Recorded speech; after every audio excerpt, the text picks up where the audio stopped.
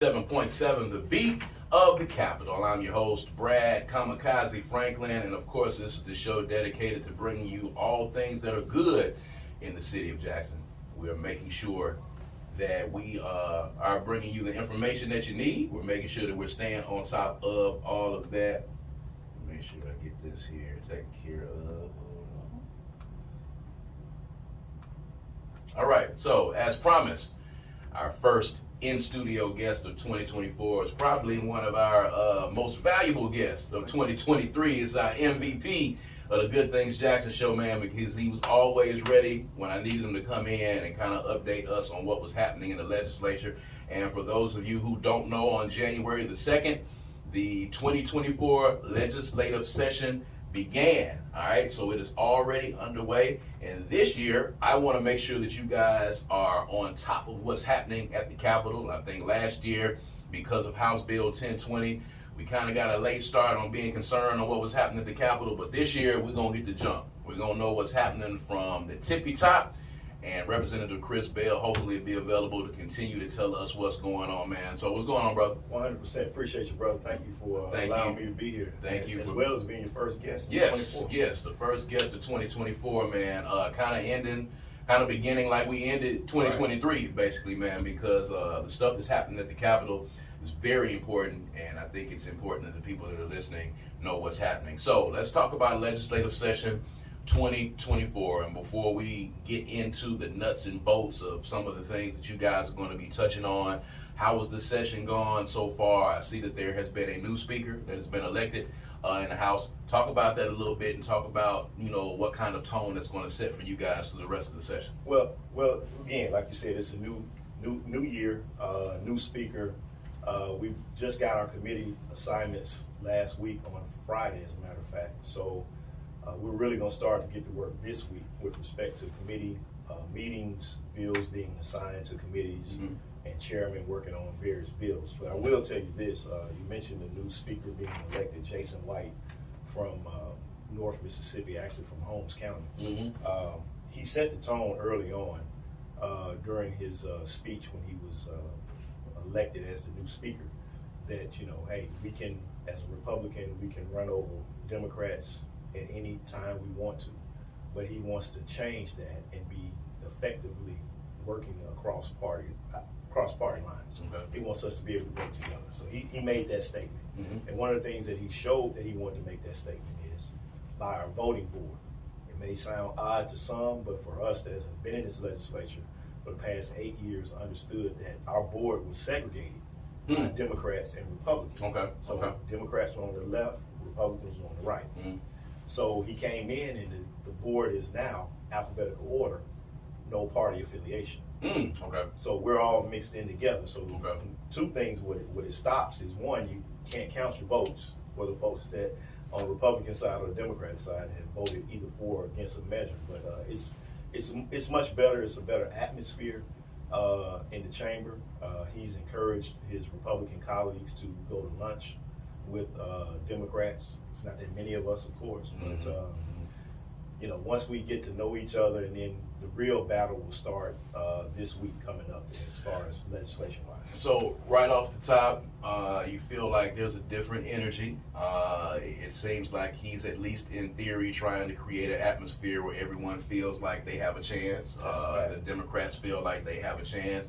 We talked about in the last session about how, you know, Democrats are in the minority, that Republicans can basically push anything through that they want to push through. You've been in this position before. You've been there on day one of several legislative sessions, and as compared to last year, what you heard this year and what you feel inside of the chamber this year, do you really feel like there's a different energy going forward? Yeah, it's a different energy. You have Lieutenant Governor Delbert Holzman. We all knew about the infighting between Delbert, Reeves, and Gunn. Yes, of course. And it switched in any given day. It switched who was going to be on whose side. Right. Now you have a opportunity to have the Lieutenant Governor and the Speaker of the House on the same side, where we're dealing with a lame duck governor who cannot be reelected again. So it's pretty much, if what we do, we're going to dictate what happens in the 2024 session. Yeah. Tate Reeves, it's been widely stated on both Democrat and Republican side. We're going to run our agenda, and if he so chooses to veto different bills, we'll bring them back and override. We have an agenda, and we're going to work together. That's the consensus of what we talked about earlier, that we will be working together. Now, we're going to have some battles where we don't agree. Right. School vouchers is going to be one of them. Right. But at the end of the day, the plan is to work together as much as possible for the betterment of the state of Mississippi to move us forward. So let's talk about school vouchers, since you brought that up. It is one of the things that's going to be on the agenda in the legislature for 2024. What is your stance on school vouchers? We know that the governor wants school vouchers to be a thing. He wants people to be able to get school vouchers to be able to attend private schools or whatever schools they want to attend. What is your position, and is this the position that the Dems are taking on school vouchers? But how is this going to move forward? Well, I can tell you as chair of the Mississippi Legislative Black Caucus that we are adamantly opposed to school vouchers. We're not trying to take money out of our public schools for individuals to go to private schools. I mean, that's just the bottom line. It makes no sense. It's hurting our public schools. JPS is hurting with respect to dealing with our charter schools. Paying $10 million a year now to charter schools, where JPS is losing not only children, losing money, having to close facilities because A, they don't have the population to support them, don't have the funds to keep upkeep. So they're in a bad situation, and they're doing the best they can. So adding school vouchers to pull our students out of public schools is a no-go. Have you had any constituents, reach out to you personally because, one of the schools is going to get closed, our whole middle school? Right. And one of the things, and I'll speak to that's very interesting that you said that. Look, we all get tired of names and buildings and things of that nature. And at the end of the day, man, we have to do what's best for our community and our students. Erykah Badu had a song, "Don't Name No Buildings After Me." Go down dilapidated, and that's what happens. That's what happens. So we need to move forward and look for other opportunities where we can utilize those buildings, the land where those buildings sit, for other opportunities, other businesses. And hey, look, we have a serious food desert in the city of Jackson. A pharmacy desert in the city of Jackson.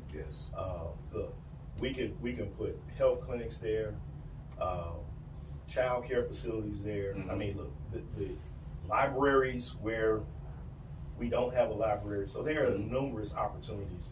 I mean, the library across the street, the Tisdale Library, that was a library that, we went to after school for, our entire time at Chastain. And I wasn't so attached to the building that I didn't understand what Jackson Public Schools was going through. You have to consolidate if you're going to be able to move forward. We went to that school. My siblings went to that school. My daughter is at that school right now. So I have an attachment to Chastain. But I also understand that in order for JPS to be able to flourish, they're going to have to consolidate because we are losing students, and we're losing students because of things like the school vouchers. Whereas people are trying to take bodies, not just funds, but they're trying to take bodies and move them to other schools. Now, what has been, on the Dem side of things, what has been some of the solutions that y'all have tried to present for this particular issue? Especially, I know you've had parents calling, asking about these schools. What are y'all saying as far as this is what we can do to move forward to try to remedy the situation? Well, it's simple. Fund our schools. Just fund them. It's simple as that. When you have a situation where you have individuals that are trying to pull students' money away from a public school, you know what's going to happen. And it's by design. When you think about the consolidating of schools in the Delta and other areas throughout the state, it's by design. The majority of our public schools the administrators are African American. They control a huge budget. They control contracts and jobs, and it's by design to cut those opportunities down in our communities. So it's a plan that has been implemented over the last 10 years or so, and it's almost coming to fruition. So our goal is to make sure it stops. and that they don't succeed by providing those vouchers to other individuals to leave our public schools. Yeah. Now, another issue, of course, and I kind of want you to explain this in layman's terms for folks that have been paying attention in the past couple of days. The governor has made announcements about jobs that are coming to a particular area in the northeastern Correct. part of the state. A lot has been made about, no economic development happening west of I-55. The interesting thing about what's happening up in Holly Springs is that as things turn out, after the smoke is cleared, this is something that's going to maybe benefit our neighbors in Tennessee more than it actually benefits Mississippians and those in Holly Springs where it was originally supposed to help. So for those that have been under a rock and have not kind of been paying attention to that, kind of talk about what that initiative was, what that company was, what was it the governor was supposedly trying to do, and how was this turned out that it's now going to help Tennessee more than Mississippi? Well, I would say this. It's the position of all of us in the Black Caucus as well as the Dem Caucus to support our brothers who have opportunities to get jobs in their areas. Absolutely, absolutely. It's a difficult situation to go into to vote against someone's economic development project. Mm-hmm. Very mm-hmm. difficult. Mm-hmm. This project in particular, going to the Holly Springs area, was a difficult. We didn't know the full scope of what was being brought until after the smoke had cleared. Mm-hmm. Being so close to the Tennessee line, understanding that yes, some of those individuals that live in Tennessee will have opportunity to work at this plant. They'll have other individuals from the Holly Springs area to work at this particular plant. Mm-hmm. And Representative Robert Johnson tried to amend the bill by making it mandatory to have 70% of those employees work at the plant be from Mississippi. Right. Holly Springs. Right. The problem with that is, how can you control that? How can you get those numbers, make those numbers work? We're all in a workforce development crisis where it's hard to find people to find jobs, or even find people who want to work. Let's just be real about it. So it's a catch-22 on that. We support the project. Does it need work? Yes. There are no perfect projects that ever come across our desk. Absolutely none. Mm-hmm. So it's difficult.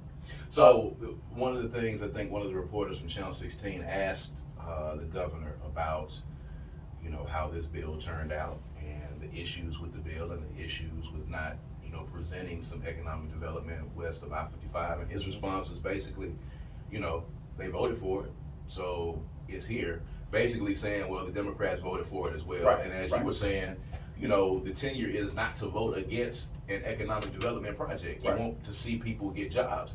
But you guys are kind of in a catch-22 situation, whereas if you, say something about this or buck against this, you guys don't have the numbers to really make a difference. And of course, you may be trying to present some projects down the line, right? And that's correct. And we all are. All of our members have asked for projects in their area since I've been there in the legislature.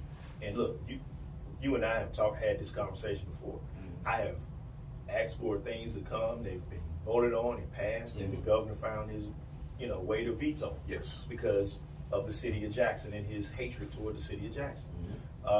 He made the statement 4 years ago that, he represented all people of Mississippi and he was going to do his best to, do what he had to do.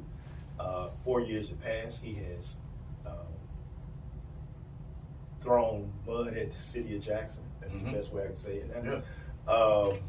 And he's come up again and said, hey, I represent all people. So, as black folks, we're very forgiving.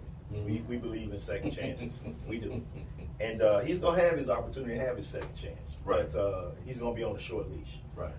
Because we want to see some development in Hinds County and city of Jackson. So what's happening to that end? Because, west of 55, and listen, I know it, and I think a lot of people that follow politics closely knows this. You take care of the people who took care of you. As a governor, the majority of his folks, a lot of his strongholds existed in the northeastern part of the state. In the southern part of the state, west of 55, was not, one of his strongholds. Right, so I get that. But if you're a governor for all of the people and you guys as lawmakers, what's going to happen west of 55 this session? Are we going to see anything happen west of 55 in the session? Well, I can tell you this. Again, it's early, but there are a couple of projects that are coming up that I can't fully discuss. Okay. I know we will be in a special session on this Thursday for another project that's coming to Canton. Okay. And it's supposed to be huge. We'll have an update on it on Wednesday morning. But from my understanding, my early conversations about this project, that's going to be very beneficial to the Canton Public School District, City of Madison, Madison County, Holmes County, and Washington County, Greenville area. So we're looking forward to seeing exactly what it all entails, but it's going to be a huge project, and I'm looking forward to hearing the rest of the details. Right. Now, without going into the details, because it's not happening till Wednesday, of course, the Legislative Black Caucus is going to be having a press conference to set its agenda and its goals for this session. You are now the leader of the Black Caucus. What do you guys have on the agenda without giving us too much and divulging too much? Or if you want to drop some exclusive on us, we would love to have that. But what can we look forward to on Wednesday? Well, I would tell you this. Being the chair of the Black Caucus is a huge responsibility that I don't take lightly. This year, we're going to focus on a lot of uplift within our communities. A lot of our new members are going to be vocal and involved in the things that we do. We're going to be resolute in what we ask for our various communities. Of course, we are 100% 100% in favor of Medicaid expansion. 100%, we've been doing that. As a matter of fact, I shared with a couple individuals since 2005. Mississippi Legislative Black Caucus has been promoting the expansion of Medicaid. 2005. Slow time. Yeah. Yes. When Mississippi, Alabama, and Louisiana got together for a retreat. Matter of fact, Cedric Richmond was in the legislature in Louisiana at the time and attended the retreat and spoke about the expansion of Medicaid for our various states. So that's how long we've been dealing with this. Yes. And so we're going to have some great opportunities this year that we're going to work on. We're going to be more vocal, more active. We're going to inform our constituents more than we have in the past. We're looking at doing some out-of-the-box things that we have never done before. Podcasts, TV shows. We are really moving forward so people can not sit back and criticize and say, you guys aren't doing anything, or what are you doing? We don't hear from you. You're going to hear from us this year. Yeah. So, I mean, in the past, of course, you guys have, been critiqued as, being a little silent, not being visible. You were looking to change some of those things, Medicaid being one of them. In the past, I've read that the new speaker has been open to the conversation. Where do you see this conversation moving forward now that we've gotten here, and now that we've had people, luckily, from both sides of the aisle? We've had white folk, we've had black folk, both come to the aisle now and say, hey, we need to do something about health care. I don't have health care. Health care is too expensive. Now that discussion is starting to take place on both sides of the aisle, do you see any leeway being made on it? Because before, it's been kind of a stalemate. It's been a stalemate. Our former Speaker of the House was not in favor of it, nor did he allow any of the bills come out of committee for the expansion of Medicaid. And, respectfully, that's where he stood. Now we have a new speaker who is open to expand Medicaid. I sat on a panel with him talking to a doctors association, medical association, I'm sorry, and he indicated that he was open to having open and clear dialogue about how we can move forward. It may not be a quote-unquote true expansion in his words, but it will be an expansion of what we have now. Yeah. The $100 million that the governor put in to stimulate the hospitals to keep those open is not enough. Right. That is not a clear and concise plan. Right. So we want to be able to bring a plan that works for all of us. This is not going to solve everything, but it's part of the solution, and that's what we're trying to do. So we're going to stand steadfast and make sure that our voices are heard, and that he understands that this is very important to our community, because the majority of our hospitals are closing, in particular in the Delta man, it's crucial. Are in black communities, Yes. first of all, Yes. and in rural communities. Correct. And, I don't think that the people listening, and I hope, you guys, we've talked about this before, we talked about this in 2023, but I don't think you understand how crucial it is for people that are in these rural areas to not have any accessible health care to them. Man, you have no idea pass by. This is a real thing. Yeah. Yes. Just 2 hours to get to Yes. a hospital, man. Yes. It's crazy. Yes. Life altering Yes. drives that it takes, the time that it takes for some people to get from where they are to a medical facility is the time, it's a matter of life and death for these folks. This is not a laughing matter. And you Right. actually have people that were in place that said that they did not want people to be able to have access to health care. It blows my mind, and I don't understand the reasoning behind anyone with any type of compassion as a human being.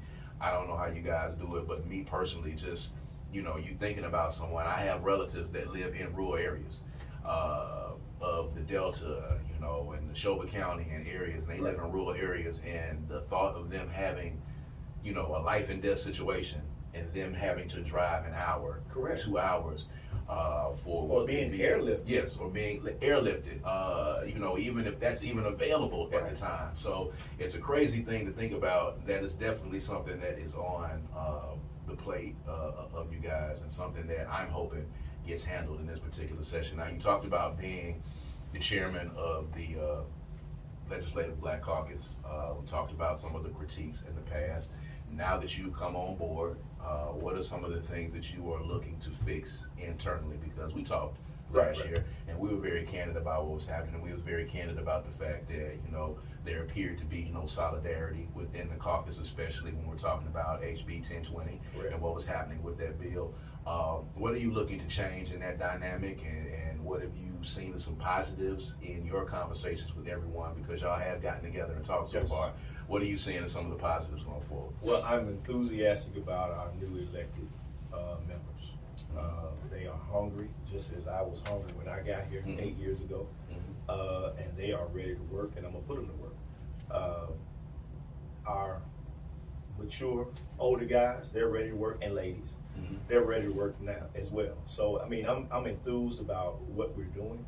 Of course, you're gonna still have a little outliner, folks that's gonna do whatever they wanna do. You can't control that within any organization. You can't control. How many people are in the caucus right It's now? 50 of us now. Okay. Yeah, so we have been, we've been working quite well together. We've been meeting over the summer and this fall, getting our agenda together, getting us together. Now, all of those folks Democrats? Yes, In the caucus, okay. yes. We have one independent, that would be Angela Cockerham. She's a part Okay. of the caucus as well. Independent in name, probably. Yes. But I digress. Yes, Go ahead. but it's funny, man. But yeah, so we're getting together, we're working hard, making sure that our voices are heard this session. So you'll see a difference in what it's been in the past. I promise you that. Okay, let's talk about ballot initiatives. That's something that's also we want to preview before this session starts. The ability of people to put things on the ballot.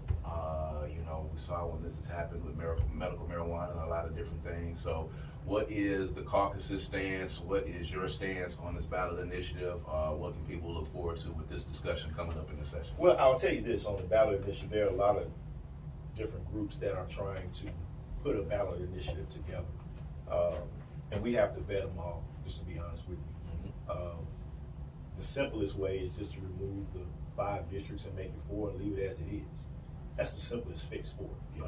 That's what I'm for. Yeah. The extra signatures is not needed. If you already have 4 districts that we're supposed to go by, the number of signatures should remain the same, especially when you're having a decrease in population. Yeah. As we've had in the state of Mississippi. Yeah. And the city of Jackson. Yeah. So increasing the names makes it more, signatures makes it difficult to get your initiative passed or put on the ballot. Yeah. So keeping the same amount of signatures as required, reducing 5 to 4 is the simplest fix. Yeah. You have some people that are promoting, you can't put abortion on the ballot initiative. You can't put recreational marijuana on the ballot initiative. So they're trying to limit what you can put on there, and I'm definitely not for that. Yeah, it kind of defeats the purpose. Yeah, it defeats the purpose, At the and end of the day. it cuts the voice out of the people. It So, does. yeah. Well, speaking of which, there has been a decrease in the population in the state. There's been much talked about the brain drain that's happening in the state right now. People are simply leaving, whether it's because they can't find jobs, whether because housing has, gotten too exorbitant for them to be able to handle. Is this something that has come across the plate of the caucus? Is this something that has come across the plate of legislatures? How are you guys looking as lawmakers to attract people to this state? Of course, we're talking about the jobs that Tate Reeves talks about. That's going to benefit Tennessee. There'll be some people from Tennessee coming into Mississippi for jobs. But outside of that, how are we going to retain people? What are we doing to keep people here in the state of Mississippi? Well, I'm gonna be honest with you, Brad. The sad part about that is you and I experienced this. Folks have to have something to do, have to be encouraged, and you have to have well-paying jobs to stay in a place, and we don't have that right now. Right. Look, I appreciate all our manufacturing jobs and things of that nature, but until you have paying positions where people can actually sustain a lifestyle of being comfortable, coming to Mississippi, you had California, a group out of California, Google, I think, they relocated to Chicago out of California. So when you have Fortune 500 companies that move in where you can actually get a living wage, a true living wage, move to the state, that's the only way we'll be able to resolve it. And the other part of resolving people leaving the state of Mississippi is our education system. Our healthcare status is a part of that. So when you are 50th in deaths and maternal rates and things of that nature, man, it's hard to say, hey, come to Mississippi or stay in Mississippi. Right. It's hard. So we have to fix those internal issues first before we'll ever be able to attract folks to come back and to keep people here. Right. So a couple of things before we get out of here. Tax cuts. That's something else that we want to preview this session. Tate Reeves has bounced around the idea of eliminating the personal income tax. So for a lot of people, they might hear that and they say, okay, well, that's a great thing. I want to get your thoughts on that, and what do you think those conversations are going to look like in this session as well? So that's going to be another contentious battle that we'll have. A lot of us, and I say Dems, are not for eliminating the income tax because you're eliminating taxes going to your school district, to your cities for your roads and bridges and things of that nature. If there's anything that you want to increase in taxes, would be your gas tax. Other states have done it, and they pay for their roads and their bridges through the gas tax, and decrease the grocery tax. We shouldn't have a grocery tax. Honestly, Right. We shouldn't. Right. And eliminating your personal income tax, I get it on the front end. It sounds great. It sounds great. But what you're losing is greater than what you're gaining. Right. So that's a battle that we will have. Look, at the end of the day, in order for us to move forward and be a better state than what we are, we're going to have to fix our healthcare, our education system, and provide funds to our HBCUs. And I hate the president in here today, but money that should be going to our HBCUs, it's not going. Again, it's the heirs case part 2 all over again. Yes. And especially what the president brought out from our agricultural schools not receiving funds like they should. Right. You see what happened in Tennessee. Yeah. I think Alcorn is due $255 million. Yep. So, we have to fix ourselves. What can be done on the legislative end to help that? Well, again, in the supermajority, so Yes. not much we can do, but we have to bring awareness to it. We have to demand that our schools are fully funded. Are funded, not just fully funded, but a fair funding to what we have been in the past.